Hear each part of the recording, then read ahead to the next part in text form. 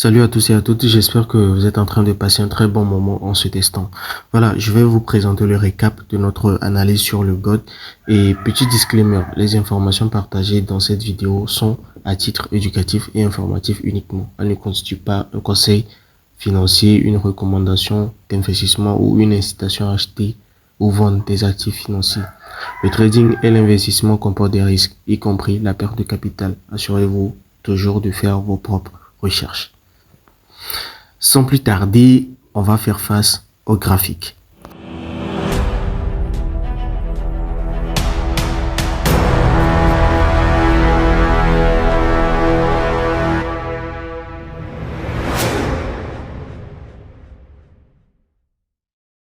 Alors, l'équipe, sans plus tarder, je vais vous expliquer voilà, la première des choses que quand je suis venu sur mon graphique, j'ai pu observer avant de vous envoyer sur ces top vendeurs. D'accord. Déjà, la première des choses qu'on observe, nous observons clairement une tendance qui est haussière.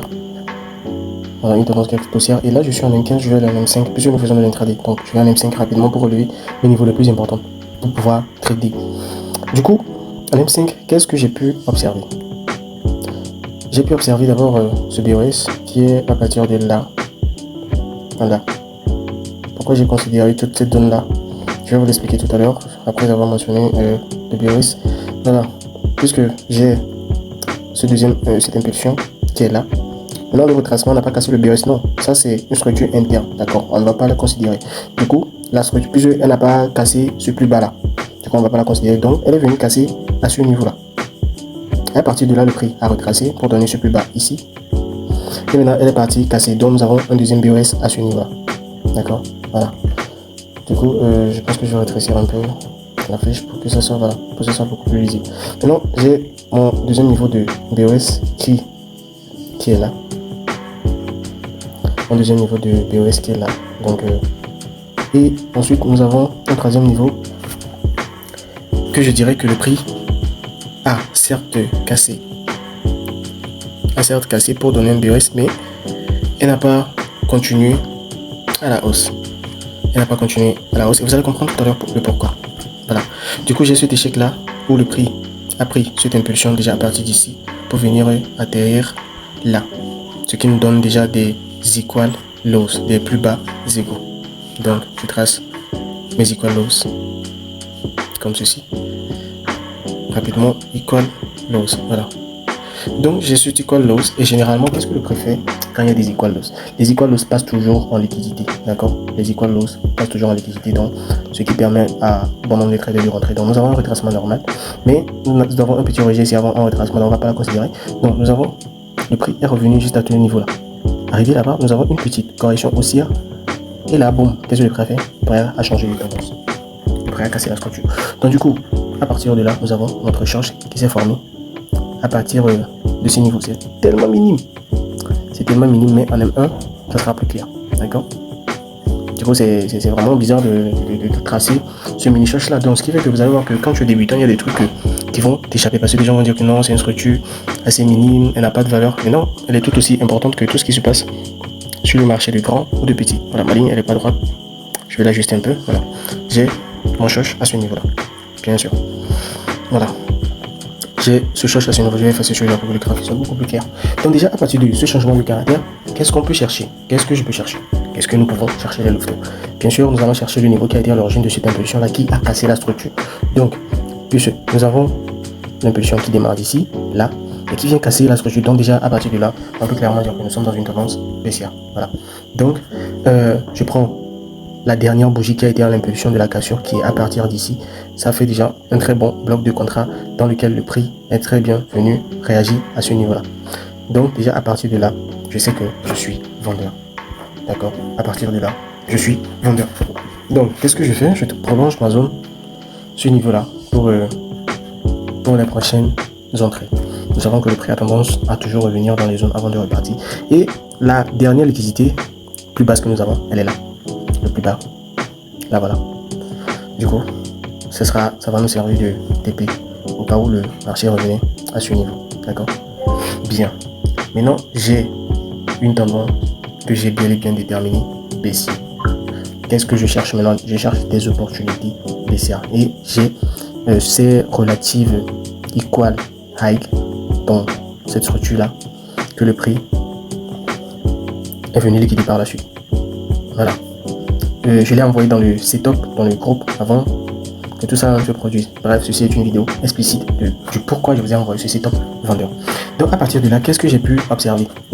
J'ai remarqué cette zone d'imbalance à ce niveau. Voilà. Je l'ai tracé, bien sûr, comme tout bon trader.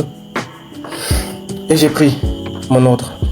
Déjà au prix de 3,4, puisque je n'étais pas devant le marché, je n'ai pas vite placé mon ordre. Je l'ai mis au 3,44. Mais normalement, c'était prévu pour l'entrée juste de l'imbalance, ou soit voilà, au milieu de la zone. Bref, j'ai pris l'entrée à ce niveau. Le stop loss, je l'ai considéré juste au-dessus de cette zone ici. Voilà. Et le TP, bien sûr, je m'attendais à un TP à la prochaine liquidité, ce qui nous fait un très bon AR de 9,65. Maintenant, qu'est-ce que le prix a généralement tendance à faire dans ce genre de cas? Le prix peut très bien venir, d'accord? Le prix peut très bien venir dans la zone, nous déclencher, faire ces petites zizanies, nous sortir de la zone et avant de probablement reprendre la baisse jusqu'à notre TP. C'est pour ça que nous prévoyons toujours deux entrées, d'accord? Du coup, la gestion du risque est très importante également, parce qu'il ne faut pas prévoir deux entrées et mettre tout ton capital, je sais pas, mettre de façon déséquilibrée ton capital sur les trades, c'est pas bien. Du coup, j'ai prévu la deuxième entrée juste au-dessus de cette mèche là que vous voyez ici, juste au-dessus de cette mèche là, au cas où on sortait en liquidité. C'est là que j'ai prévu ma deuxième entrée. Et le stop loss légèrement au-dessus de la zone, au-dessus du bloc de contrat que nous avons eu à ce niveau là. Le stop loss juste au-dessus là-bas. Et le TP, bien sûr, à la prochaine liquidité. Mais je rappelle que à ce niveau, quand le prix était déjà dans la zone d'imbalance, quand j'ai déclenché, j'ai profité de ce petit mouvement là. D'accord, avant de laisser mes autres opportunités à continuer sur un stop loss et de retenter notre nouvelle entrée à ce niveau là pour venir chercher le TP en bas. Du coup, c'est ce que j'ai fait. Donc, cette bougie d'impulsion baissière que nous avons à ce niveau, je l'ai pris à 20 pips, d'accord? Je l'ai pris. Et là, actuellement, le prix est en train de ranger dans notre stop loss. On reste tranquille, on reste focus, peu importe ce qui va se passer, peu importe la tempête, on ne modifie pas notre plan, d'accord? Quand bien même que le prix peut très bien, comme il est en train de le faire en ce moment, casser la zone, venir nous sortir, revenir faire un retest dans cette zone et continuer sa tendance. Et continuer une nouvelle tendance haussière, c'est-à-dire qu'elle va changer de nouveau la tendance, passer d'une tendance baissière à la tendance haussière. Bref, ce n'est pas ce qui nous intéresse. Là, nous suivons le marché, la tendance qui est encore, du coup, on espère que le prix va arriver, revenir dans notre zone de profit, et on va pouvoir prendre le TP. Ou alors, ce qui doit se passer, se passera. Donc, cette analyse est uniquement basée sur la technique, il n'y a pas de fondamental là-dedans. Du coup, voilà un peu le pourquoi je vous ai demandé. Je vous ai envoyé plutôt mon setup vendeur celui-là. Les gars, j'espère que vous m'avez compris, j'espère que vous m'avez entendu, j'espère que vous m'avez bien suivi. C'était MC, appelez-moi aussi Moonwolf. À très vite, ciao ciao. Alors les gars, là il est 4h maintenant, mais je reviens dans mon trading view pour voir là qu'est-ce qui s'est passé avec le setup pendant la nuit. Alors les gars, comme c'était bien dit, là nous sommes en profit les gars. J'espère que vous avez pris la position. Déjà à partir de ce niveau là, vous pouvez commencer par clôturer votre position parce que je vous dis il y a une légère imbalance à ce niveau là qui pourrait rejeter le prix à la hausse. Donc déjà à partir d'ici, à partir de là, tranquillement, vous commencez par prendre vos profits. J'espère que vous avez compris les étapes par lesquelles je suis passé pour prendre ce setup, pour vous présenter cette analyse. J'espère que vous allez la mettre en pratique. Testez toujours votre stratégie. Avec le temps, vous allez comprendre, vous serez habitué et vous allez pouvoir prendre de très bons trades. Les amis, merci, c'était Wolf Analysis. Ciao, ciao.